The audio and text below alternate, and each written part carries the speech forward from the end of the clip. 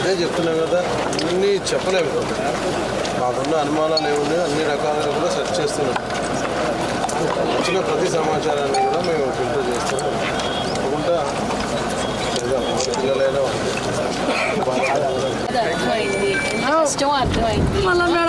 సన్న పిల్ల కదా మేడం, సన్న పిల్లలంటే వాళ్ళు ఇంతవరకు మా కళ్ళకని చూపించడం లేదు. వాళ్ళకి కనీసం మా కళ్ళకని చూపించండి మేడం, వాళ్ళు అడుగుతారో మేము చూస్తాం. రాత్రి ఒక చిన్న పాప 9 సంవత్సరాలు 5వ తరగతి చదువుతున్న పాప మిస్ అయింది అన్న విషయం మనకి పోలీసుల ద్వారా 7వ తారీఖు రాత్రి మనకి తెలిసింది.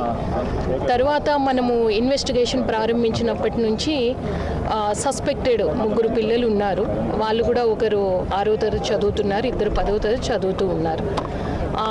ఆ పిల్లల వైపు నుంచి కూడా ఇన్ఫర్మేషన్ రాబట్టడానికి అన్ని విధాలా కూడా ఎస్పీ గారు అండ్ టీమ్ చర్యలు తీసుకున్నారు. ఇంకా మరింత సమాచారం రాబట్టాల్సింది ఉంది. డిఫరెంట్ యాంగిల్స్లో మనము ఈ ఇష్యూని అన్ని కోణాల్లో కూడా చూస్తూ ఉన్నాం. వాళ్ళు చెప్పిన సమాచారం బట్టి మనము 8వ తారీఖు నుంచి కూడా గాలింపు చర్యలు చేపట్టాము. ఈ లొకేషన్లో వాళ్ళు ఆ పాప బాడీని వేసి ఉంటారు అన్న సమాచారం. అది ఎంతవరకు కరెక్టు అన్నది కూడా ఇంకా పూర్తిగా నిర్ధారించాలి. లోకల్ స్విమ్మర్స్తో ప్రయత్నం చేశాము, ఎస్టీఆర్ఎఫ్తో ప్రయత్నం చేశాము, ఎన్డీఆర్ఎఫ్తో latest equipment with cameras ground level వరకు వెళ్ళే డెప్త్ ఎక్కువ ఉంది మనకి. గ్రౌండ్ లెవెల్ వరకు వెళ్ళే కెమెరాస్తో కూడా సెర్చ్ ఆపరేషన్స్ జరుగుతూ ఉన్నాయి. ఈ ఆపరేషన్స్లో సఫలీకృతం అవుతాం అనుకుంటూ ఉన్నాం.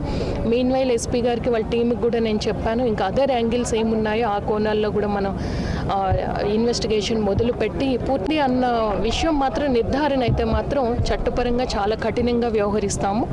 ఎందుకంటే ఇటువంటి విషయాలు పునరావృతం కాకూడదు. ఈ విషయం ఇప్పుడు మొత్తం రాష్ట్రమంతా చూస్తూ ఉన్నారు. ఈ విషయం తల్లిదండ్రులు కూడా ఒక గుణపాఠం కావాలి.